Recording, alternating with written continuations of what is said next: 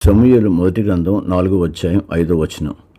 యెహోవా నిబంధన మందసము దండులోనికి రాగా ఇశ్రాయేలందరూ భూమి ప్రతిధ్వనించినంత గొప్ప కేకలు వేసిరి. ఇశ్రాయేలు నిబంధన మందసం దండులోకి రాగానే భూమి కంపించేంత పెద్దగా కేకలు వేశారు. కానీ ఆ ఉత్సాహం, కేకలు దేవుని ఆమోదానికి చిహ్నం కాదు. నిజమైన దేవుని సన్నిధి ఆర్భాటాల్లో, అరుపుల్లో కాదు, విరిగిన నలిగిన హృదయాల్లో దేవుడు నివసిస్తాడు. కీర్తన 51:17 ప్రకారం విరిగిన నలిగిన హృదయమే దేవునికి ఇష్టమైన బలి.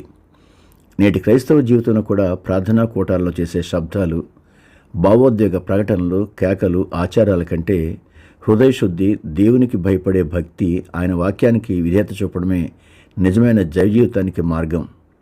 మందసం రాకముందు ఫిలిస్తీయుల యుద్ధంలో 4,000 మంది ఇశ్రాయేలును మాత్రమే చంపారు.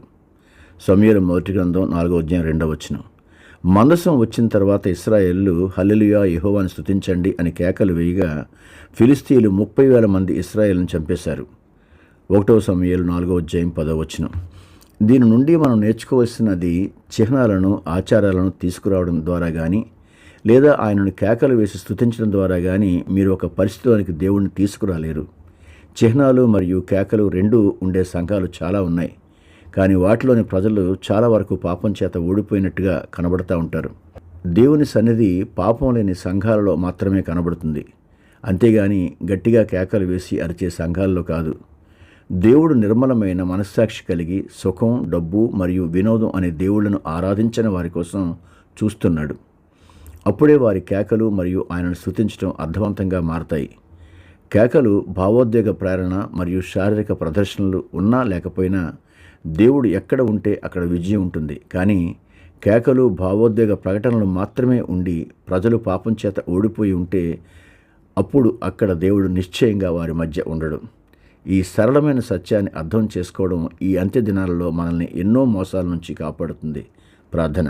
పరిశుద్ధుడా, పైకి భక్తి ఉన్నట్లు కనిపిస్తూ లోపల పాపంతో ఓడిపోయే వేషధారణ జీవితం మాలో ఏ ఒక్కరికీ లేకుండా సహాయం చేయండి. మా హృదయంలో నిజమైన పశ్చాత్తాపాన్ని, నీ పరిశుద్ధత పట్ల భయభక్తులను దయచేయండి. కేకలతో కాక విరిగిన నలిగిన హృదయంతో నీ వద్దకు వచ్చే దీన మనస్సు మాకు ప్రసాదించండి. ధనము, సుఖము, వినోదము అనే లోకపు విగ్రహాలకు దూరంగా ఉంటూ మా సొంత ఆలోచనలకు స్వస్తి చెప్పి నీ వాక్యానికి, నీ చిత్తానికి సంపూర్ణంగా విధేయత చూపే పవిత్రమైన జీవితాన్ని మాకు అనుగ్రహించండి.